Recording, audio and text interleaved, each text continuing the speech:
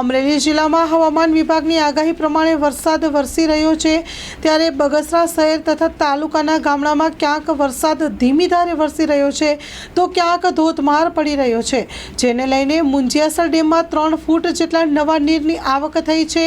તો હાલ મુંજિયાસર ડેમમાં નવા નીરની આવક થતાં 9 ફૂટ જેટલી સપાટી પહોંચી ગઈ છે। તો બીજી બાજુ ડેમમાં નવા નીર આવતા ધરતીપુત્રોમાં ખુશીનો માહોલ જોવા મળી રહ્યો છે। બગસરા શહેરમાં છેલ્લા 3 થી 4 દિવસથી આ વરસાદ પડી રહ્યો છે। તો ક્યાંક બગસરા શહેર તથા તાલુકામાં તો ક્યાંક ધીમી ધારે તો ક્યાંક જોરથી વરસાદ પડી રહ્યો છે। હું અત્યારે આપને મુંજિયાસર ડેમના દ્રશ્ય બતાવીશ કે મુંજિયાસર ડેમની અંદર હાલ અત્યારે નવા નીરની આવક થયેલી છે। નવા નીરની 3 ફૂટ જેટલી આવક થયેલી છે। ત્યારે હાલ અત્યારે બગસરા મુંજિયાસર ડેમની સપાટી 9 ફૂટની આસપાસ પહોંચી ગયેલી છે।